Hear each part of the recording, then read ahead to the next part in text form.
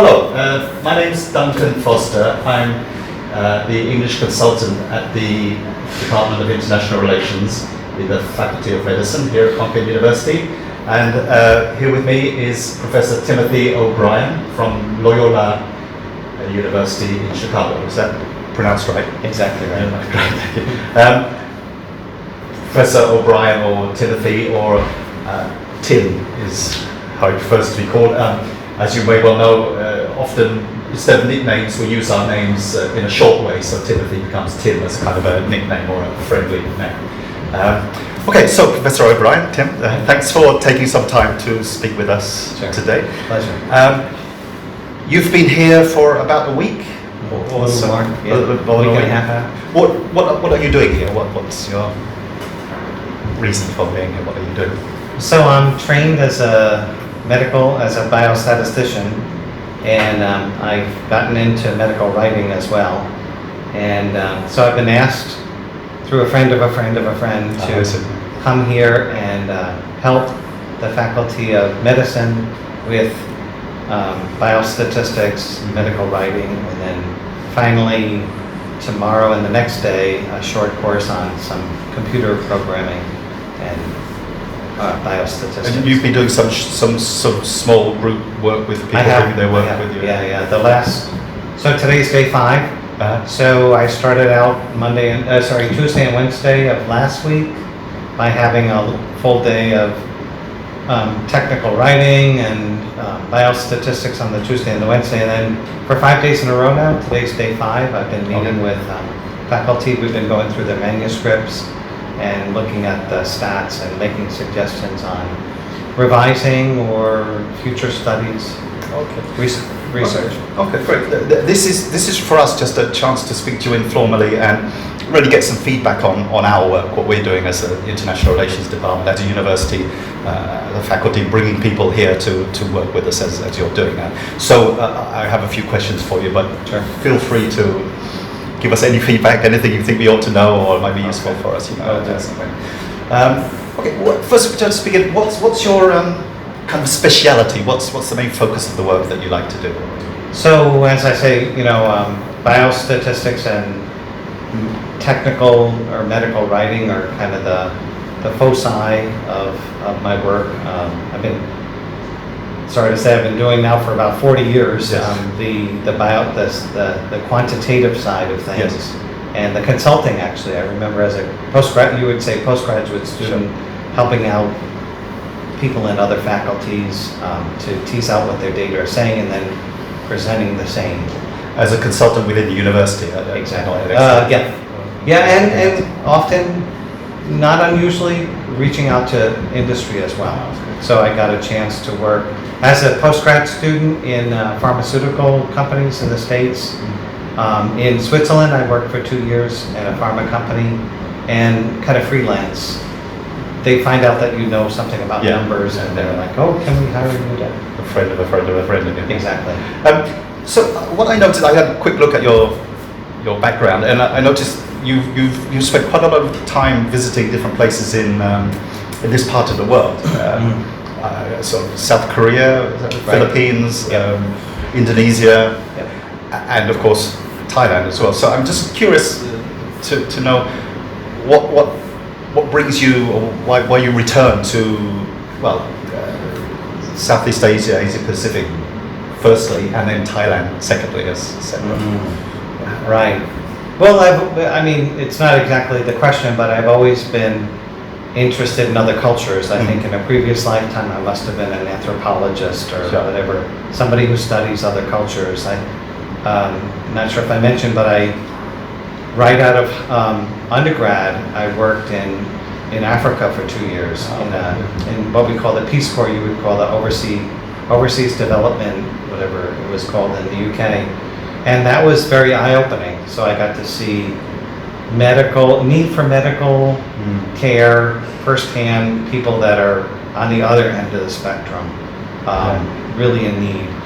So Africa was kind of my turf for quite a while. That was the first, But I always, Asia, I also work in a field where, so if you study statistics in the US, Historically, for the last 50 years or so, the majority of the students studying with you and your professors are from other countries.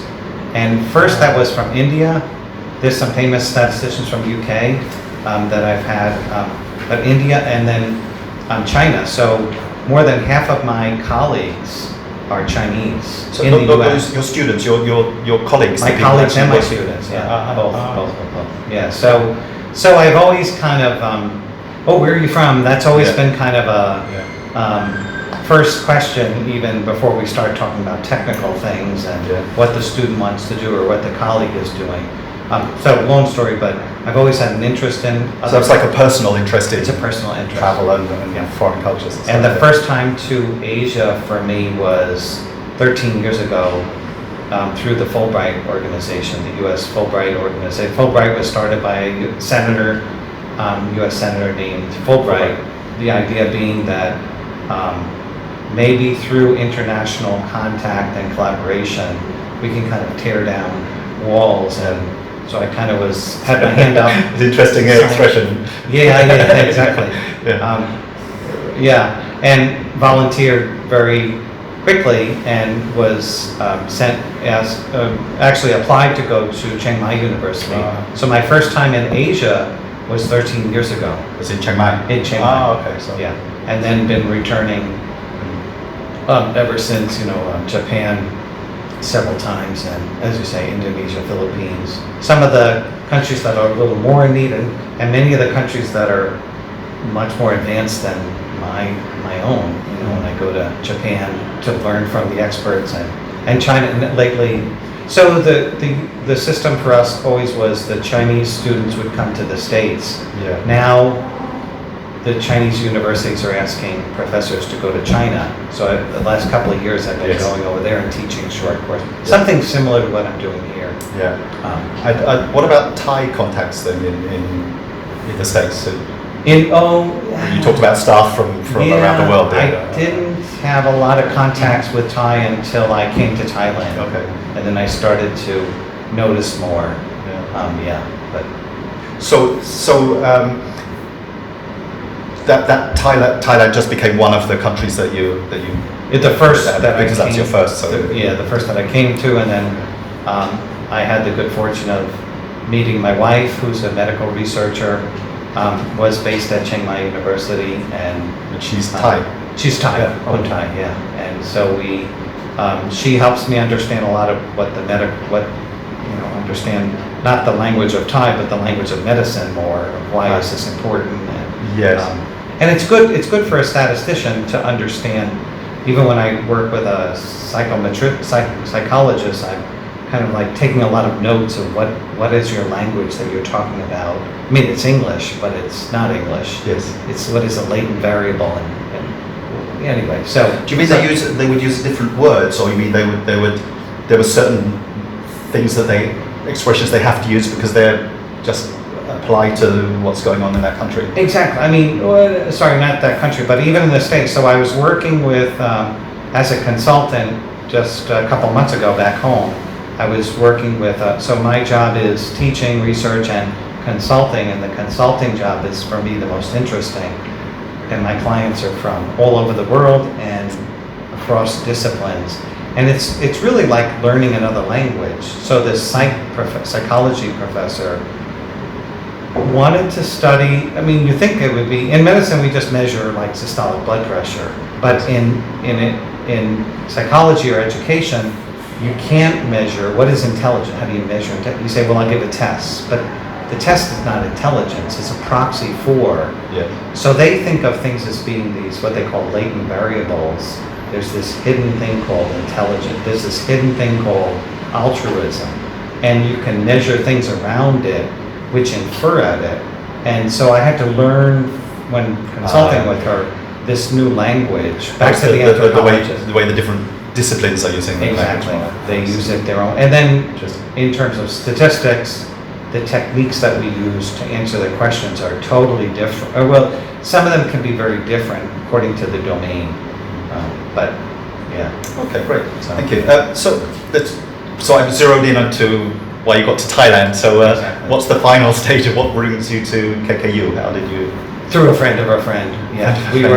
I taught basically this short course at Chiang Mai University, and through the dean's office here in the Faculty of Medicine, we were requested to give the course here at KKU, and so my contact with KKU has always been very. I've not really known much about it, but just the word professionalism really comes to mind when I think of KKU Faculty of Medicine. Just very impressed with the research, with all contact. Is that something you knew before you came here, or that's something that you've? Is this your first visit here?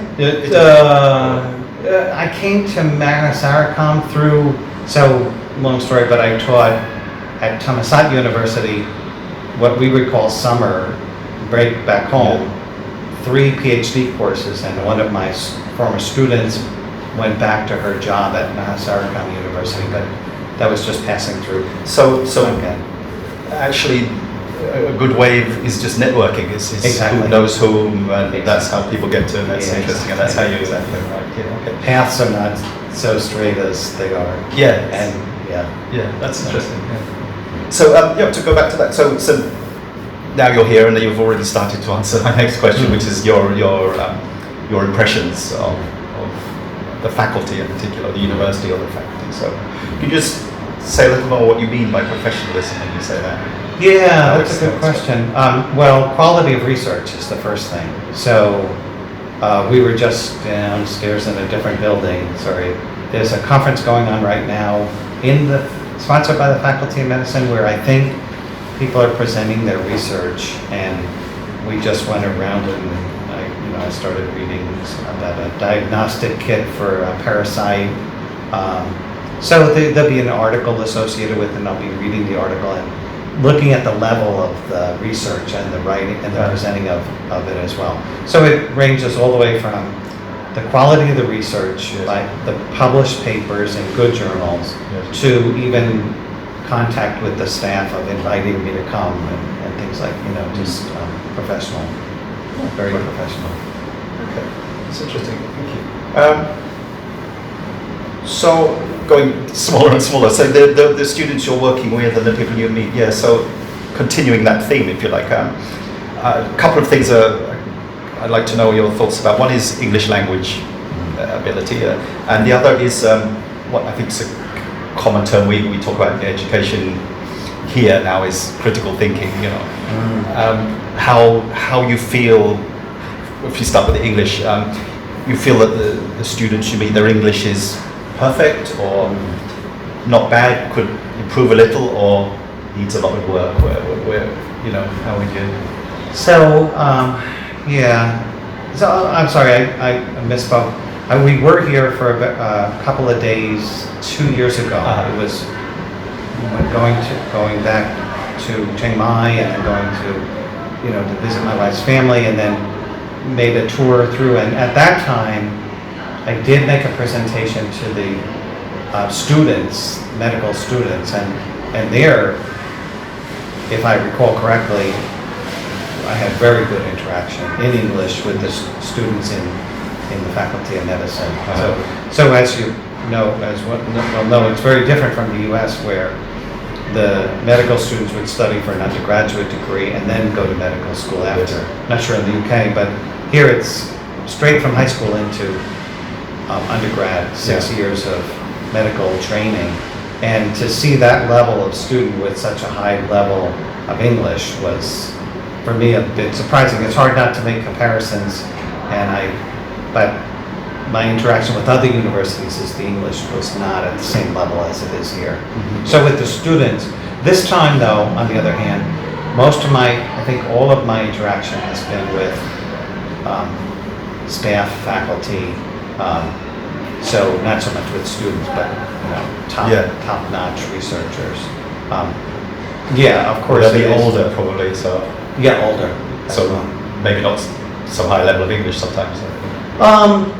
I've seen a lot of, at least my sample size so far is like interactions for my 2 days of short courses, about 30 people. many of the same people on the Tuesday and the Wednesday. And then the one-on-one, so far 8 different meetings, and then I have 2 more today, so a sample size of 10, but, and the writing that goes with it has been pretty good. Right. You know, it's, yeah, Okay. surprisingly good. It's, Yeah. sorry, I'm not supposed to make comparisons, but Oh, at other universities, I've been like, oh my gosh, we have a lot of work to do here Yeah, with this yeah, manuscript, and not so here. That's interesting. It's polished. Okay. And that leads you on to that. It's a sort of vague concept, you know, I say critical thinking, but you know, Okay. that one that we talk about, people coming from school, and there's a tradition of more rote learning here. And I'm talking more generally than specifically in medicine, but more a tradition of rote learning, and of course the people you meet are involved in research, so they have to think for themselves. But is that anything you've noticed in any way? I really haven't had a chance to constate, I don't know how to kind of come to a summary yet about for the students, you know, whether they're into the rote. I imagine in medical training, there's a good thing that it's rote to For sure, there's a lot of- because you have to be able to recall. Yes. And we don't want people thinking outside the box too much when Yes. it's like, well, let's make the diagnosis for. But you're right, with research, Yeah. it really has to be outside the box. But that does seem in informal discussions with Professor Pupon, for example. She did impress upon myself as well the idea of research and then to innovation as well. Yeah. That's a big push here.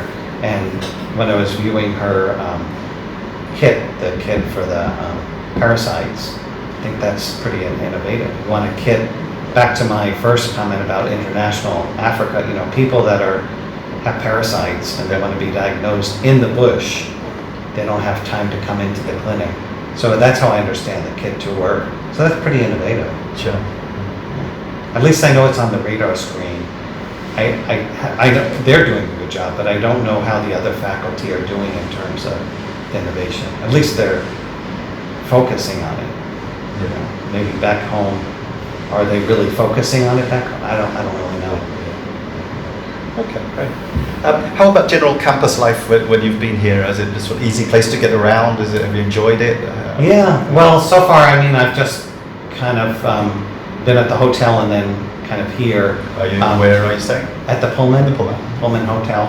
And so I don't really know my way around yet. I do have a smartphone and I'm looking at the map very often and okay, we're on the north side of the campus and kind of getting the lay of the land a little bit. We have gone out to lunch with some of the staff here and it's been delightful and we've been discovering different areas and I'm like making notes, okay, this is where I would want to live and this is if, you know, come back for an extended stay and it seems like there's an easy access. Today we went to the student canteen for lunch, which was fun. Yeah. Which is what I would do on a typical day anyway. We took, just out front out here, there's a bus that has different colors, so red, we took the blue one. Yeah, the shuttle bus. So that's pretty easy to do, get around. You just look for the blue bus. How are you with the food? Oh, I love it. Yeah, spicy stuff. And Yeah. Even back home. Oh, you're My lucky. wife delightfully makes, so I get Thai food every day. So you've been very positive about our professionalism. I include myself in our about the professionalism and about the standard of research and so on and so forth. Any areas that you've been here, you've thought that could do a little improvement? I mean, I don't. That's okay.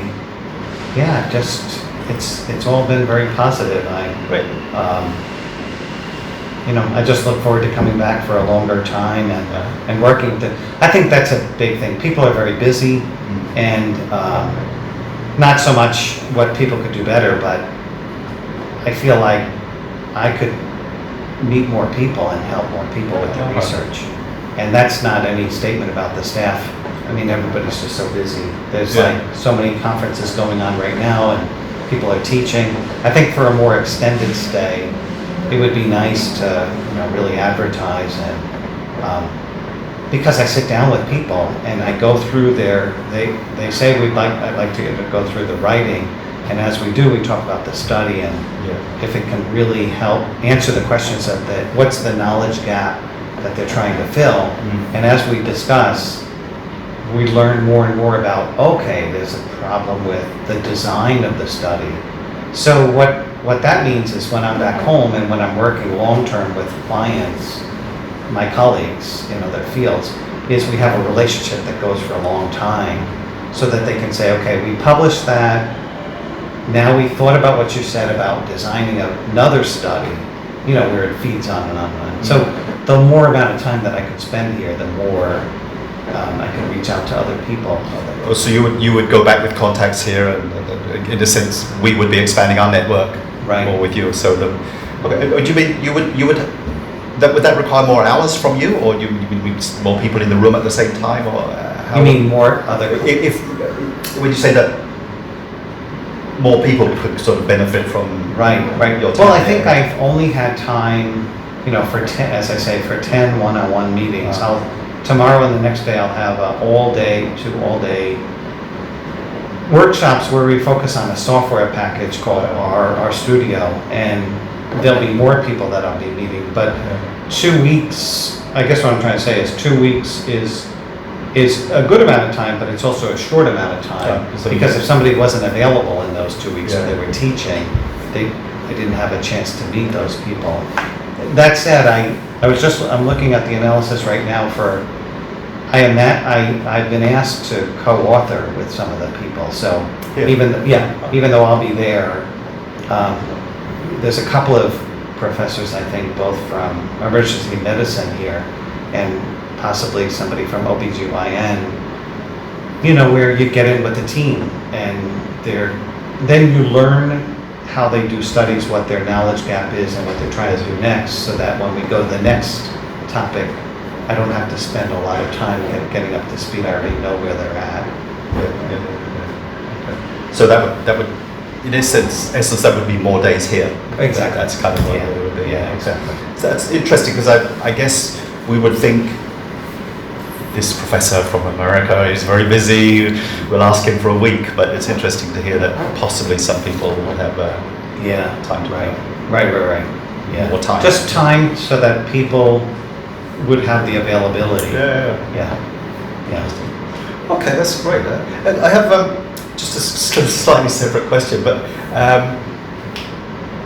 I'm interested if it applies here. But when I've had friends, or even my own studies, studying linguistics, but also studying medicine, but also studying economics, they start to do their master's degree or whatever it is, and they look at their list of subjects and they say, I've got this subject and this subject. And then perhaps there's some separate things called ethics or a history of their subject, and then there's statistics. Yeah, exactly. Good question. I know what you're going to You know what I mean? And how does one get into statistics? But and do you find that it's something that's kind of difficult for a lot of students, that as a side subject that of course has to be really central to their work, if quantitative research, Yeah. Me too. I remember Stats 2. I was an undergrad and it was at 8:30 or 8 in the morning. I'm good at 2 a.m., but I'm awful at before 10 or whatever in the morning without caffeine. And I remember sitting in the classroom. I can't stay awake. Every day falling asleep again. So in spite of that, but the problem is, I think a lot of it is, it's a funny field because there's a lot of terminology that we have to agree on a certain terminology. It's almost like, sorry, but if I study English, I want to learn English, let's say. I don't know any English. I have to spend time learning grammar. Or when I learned French, okay. When I was learning French, I was falling asleep in French. Je vais, tu vas. I mean, that's pretty boring. But you put me in Africa and it's like, look, you want to eat, you got to learn. Okay, I will learn very quickly. So there are some things that you just have to go through to get to the common language. And stats is very terminology heavy. What's a null hypothesis? Why do I care? How is this going to help me eat my lunch or whatever? And then finally you get to this side of it, which is, okay, we learned this language, and now it's just open, it's this open field where it's not math. Math is, 1 plus 1 is 3, that's it. Yes, some mathematicians still have another attitude to statistics even, yeah. Yeah, but stats is, it's how you apply it, and there's a lot of different, interpretation. It's like if you're doing acting, for example, maybe you have to learn some techniques, and then it's how do you do it? Then learn your lines. It's boring. Yeah, exactly. Right, but the way that you do it is different. So that's the message is put in the groundwork at the beginning, and it will pay off, right. Perhaps. Yeah. Right, and so when I think to get to what you're getting at is, if we say, okay, we're going to spend the next 3 years learning all the terminology, everybody's going to fall asleep. You have to say, okay, we're going to learn for a day, and then we're going to make a field trip. Use what you've learned. And so I teach, freshies, the first year students back home, and they're environmental students. Some of them are environmental students. I also teach biostatistics. Medical research, medical people, they get it. They're kind of like, oh yeah, we can see this is helpful. But some of them need a lot more probing. Like for example, there are plastics in the water is a big the plastic. And how much plastics are there? And what are the biggest, but people can really get into that. They're like, yeah, I want to, and so how do you estimate how much plastics there are? What is going to happen to this plastic bag? Or they see the usefulness. And so if you apply it early on in your learning, then you'll probably exactly. And so the students here, the researchers here, they're on the level of statistics and statistical knowledge and background. You would say they're. I think everybody's always going to say statistics. Yeah. Nowadays, the cool term is data science. So I never say I'm a statistician. I'm a data scientist. I mean, biostatistician's kind of cool. Yeah. But data scientist is what they said. The president of Google called it the sexiest career. This was a couple of years ago, maybe 5 years ago. In the next 20 years or something, it's very lucrative. It's cool because you're making connections between numerical facts in some sense, and ultimately policy. You're trying to change your diet or your lifestyle or something. We're helping people just as much as a clinician does. Yeah. But you see the doctor and you can see the benefit. You see the statistician and you can't really see the benefit directly. Yeah. So, but our students, our researchers, they're on the level of statistics. They're au fait. They're up with it. Yeah, I'm very impressed that what I call the newer generation, which encompasses a lot of people for an old guy like me. But I'm really impressed with they don't seem to have the same roadblocks that we did in the old days of statistics. They're into the new technology. They're into our software. Yeah. They see the benefit right away. Perhaps everybody has a technological background because everybody starts with their computers. Everybody's have a smartphone. Yeah. Well, you've told me you have the sexiest job in the world, so that might be a good place to end. Sexy. I probably Thai people might not realize that we kind of use that in a broader way. Yeah, sexy meaning like very interesting, very modern. Exactly. Like working with computers is sexy because it's kind of what people like to do, or computer games, and it doesn't make sense. Doesn't transform one physical attribute. We'll let people decide what they do. Okay, well, thank you very much for taking the time, and look forward to seeing you back here next visit. Thanks. I look forward to it as well. Okay, thanks.